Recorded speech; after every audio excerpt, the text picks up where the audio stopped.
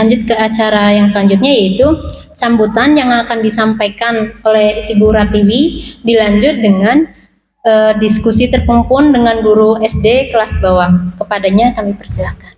Bismillahirrahmanirrahim. Assalamualaikum warahmatullahi wabarakatuh. Alhamdulillahirabbil alamin. Nahmaduhu wa nasta'inuhu wa nastaghfiruh wa na'udzu billahi min syururi anfusina wa min sayyiati a'malina. May yahdihillahu fala mudhillalah wa may yudhlil fala hadiyalah. Asyhadu an la ilaha illallah wa asyhadu anna Muhammadan abduhu wa rasuluhu la nabiyya ba'da. Amma ba'du. Wa bisolli sadri wa yassir li amri wa hlul 'uqdatam min lisani yafqahu qawli. Amin ya rabbal alamin. Terima kasih saya ucapkan atas kehadiran yang saya hormati Ibu Tati Rohaiti selaku pendidik TK dan PAUD Kecamatan Citerep. Kemudian terima kasih juga saya aturkan dan ucapkan rasa hormat kami kepada guru SD kelas 1 dan kelas 2 dari SD Citerep 3, Puspa Negara 2 dan MI Miftah Husibian. Pertama-tama mari kita senantiasa mengucapkan rasa syukur kehadirat Allah Subhanahu wa taala, di mana kita masih diberi kesempatan untuk bisa berkumpul bersilaturahmi bersama di As-Salafus Sholih. Yang kedua, mari kita senantiasa bersalawat kepada Nabi Muhammad Sallallahu Alaihi Wasallam. Mudah-mudahan ya akhir kelak kita mendapat syafaat dari beliau. Amin ya rabbal alamin. Lagi saya sudah ucapkan terima kasih ya atas kehadiran ibu-ibu semua dari undangan dari As-Salafus Sholih. Mudah-mudahan apa yang akan kita diskusikan nanti membawa perubahan pada diri kita untuk kemajuan pendidikan Indonesia ya Bu ya. Untuk menyingkat waktu kita lanjut ke acara diskusi Bu ya, karena sudah 10:30 supaya cepat. Yang pertama adalah pernyataan romantik.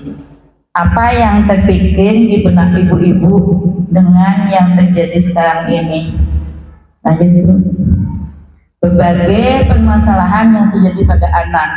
Yang pertama, ini yang anak ya, makanya bullying atau perundungan, pelecehan seksual, kemudian stres dan depresi, dan yang keempat adalah kecanduan gadget. Meningkat ke dewasa, ke remaja, terjadi tawuran, pergaulan bebas seperti itu. Jadi kita yang mau kita bahas ke anak dulu ya, permasalahan anak yaitu bullying atau perundungan, pelecehan seksual, stres dan depresi, dan kecanduan gadget. Bullying ini bukan hanya terjadi antara orang dewasa kepada anak, tetapi sudah terjadi di antara anak. Ya, ibu merasakan sedih kan, anak-anak sekarang suka melakukan perundungan kepada temannya gitu. Akhirnya nanti ada yang nangis lah, mengadu, katanya diejek segala macam. Mengapa terjadi seperti ini? Kita kan hanya, oh iya sekarang banyak terjadi anak-anak pada melecehkan sesama teman. Tapi kita tidak berpikir kenapa terjadi seperti ini gitu. Itu kan harus kita pikirkan ya Bu ya. Mengapa terjadi perundungan, bullying, kemudian pelecehan seksual? Pelecehan seksual tidak hanya dewasa ke anak-anak, tapi sama anak-anak pun terjadi Bu. Namanya suami istri kan pasti ada ininya. Nah, harusnya kan sudah pisah kamar. Nah, terkadang orang tuh jangan disangkanya anaknya, oh anak saya tidur. Padahal kan kadang anak tuh ada melilirnya kan yang pasti kan pas ketika dia melek sebentar pasti ngeliat bingung orang saya sedang apa ya. Apa dia berpikir seperti itu kegiatan anak saya. Akhirnya nanti dibicarakan kadang tuh saya juga pernah ada drama seperti itu. Jadi ngomong gitu ya, anak sama anak. Ya saya sama ibu saya kayak gini loh, dipraktekin tuh. Oh begitu. Jadi kadang orang tua tuh menyepelekan gitu. Jadi maksudnya harusnya ketika anak sudah memang usianya sudah sekolah, nah ketika kita misalnya suami istri sudah dipisah kamarnya. Minimal kalau misalnya satu kamar pun ketika mau seperti itu pindah. Bahkan mungkin bukan hanya ketika anak usia sekolah ya, dari sejak bayi pun ya, walaupun anak bayi pun tetap harus berpisah tontonan ya. Facebook juga udah ibaratnya formal banget semua. Di YouTube juga makanya kan ada YouTube Kids, ada YouTube khusus ketika ingin memberikan ya memang sih namanya sekarang kan teknologi sudah canggih. Tidak mungkin kita tidak memberitahu bahwa oh ini udah ada YouTube, tapi kita juga harus memantau kadang orang tua kan biar anaknya anteng nih, biar kita bisa bekerja, anaknya anteng bisa beres-beres kan, biarin aja anak dikasih handphone, tidak dilihatin gitu ya. Jadi seharusnya dipantau ketika anak bermain handphone gitu ya solusinya ya. Kembali lagi ke orang tua, orang tua. Iya. Karena kan orang tua mah mikirnya sudah disekolahin, berarti harusnya sudah sama bu guru nih pinter. Padahal kembali lagi karena ibu kan guru pertama istilahnya. Betul. Kadang orang tua banyak yang tidak tahu.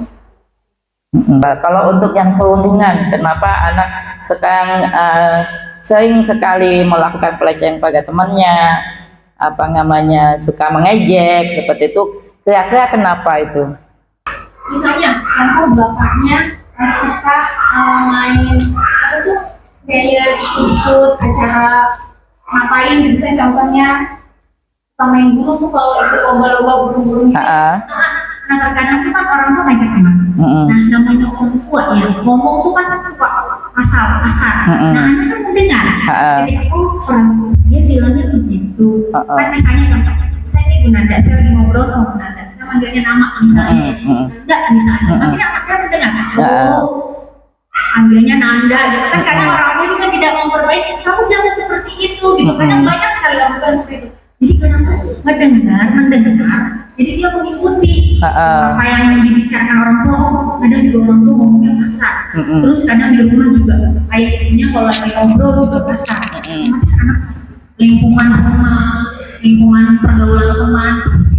Jadinya semua itu kembali ke lingkungannya masing-masing. Kemudian bagaimana cara orang tuanya mendidik anaknya. Satu, kedua juga bagaimana lingkungan di sekolah.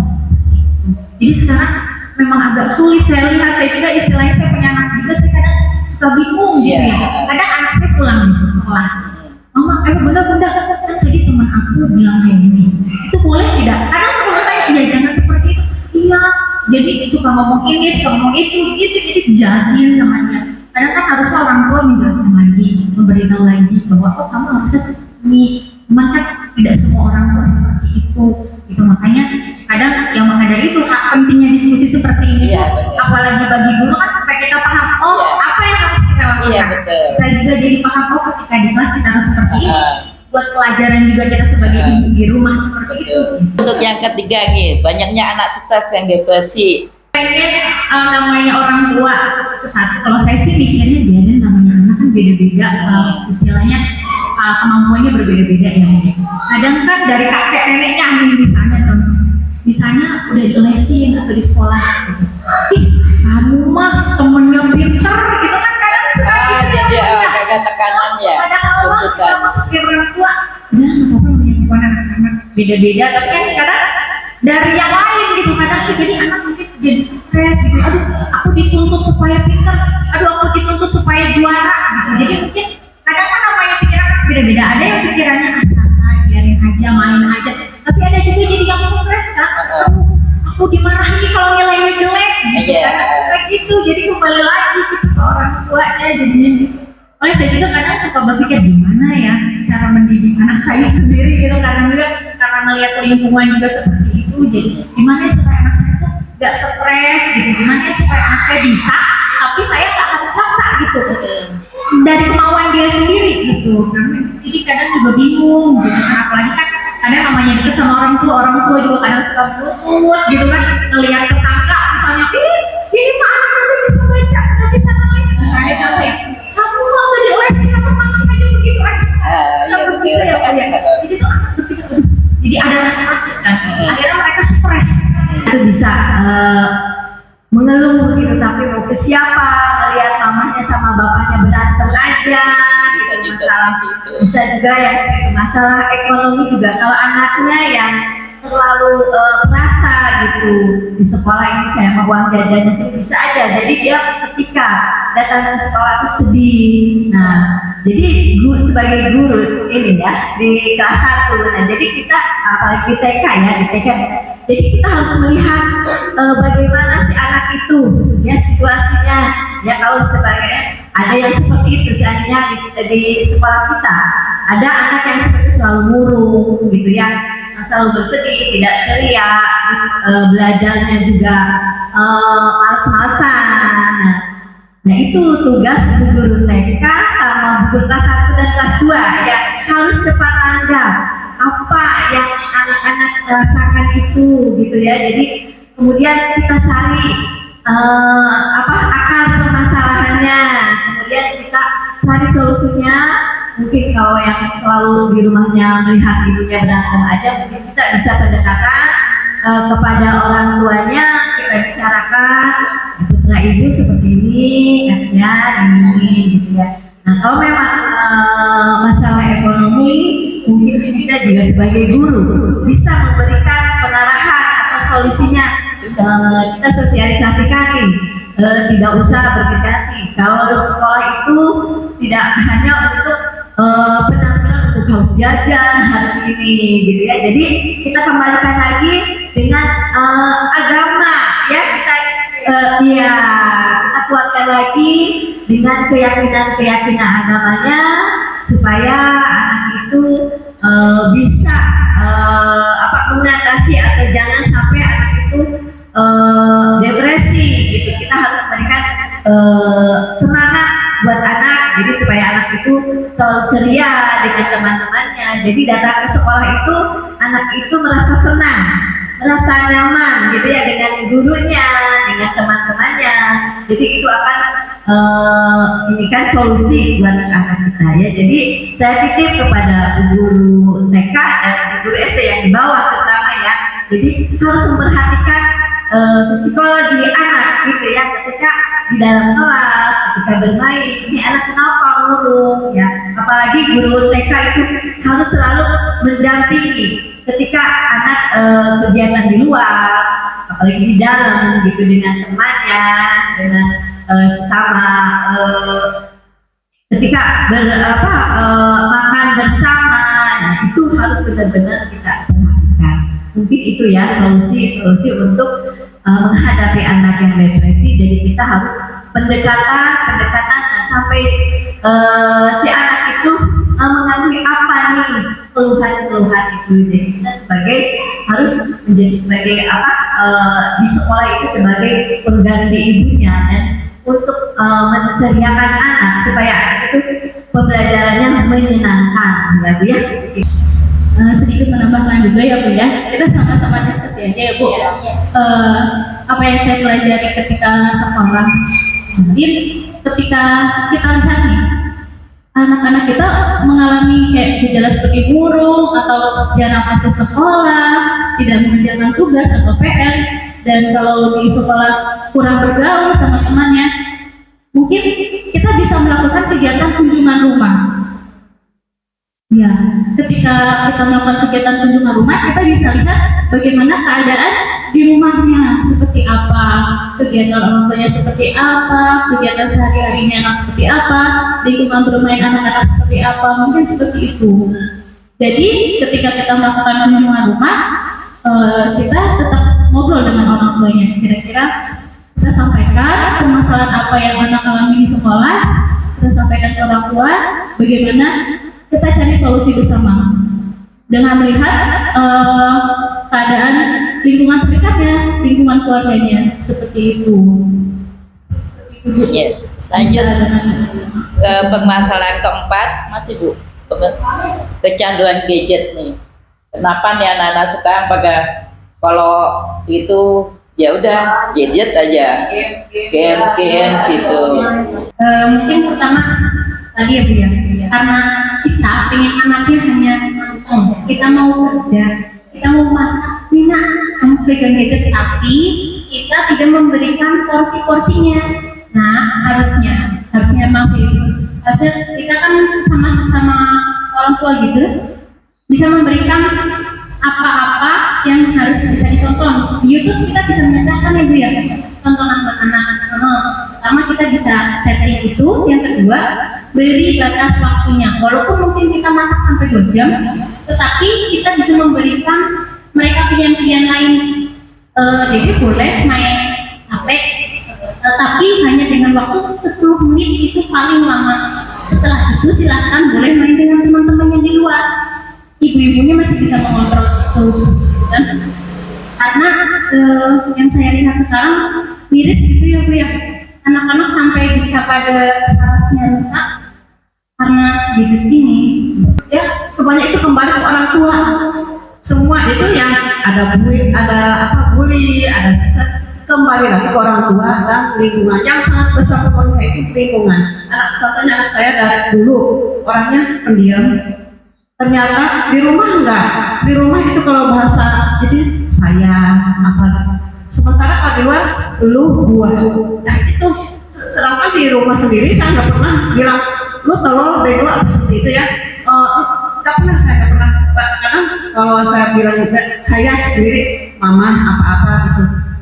Sementara itu kalau di luar pergaulannya lebih apa istilahnya, lebih lama di luar gitu. Sementara untuk menerapkan udah diterapkan segala macam cara, cuman di luar itu pergaulan lebih ini di luar itu ya, seperti itu.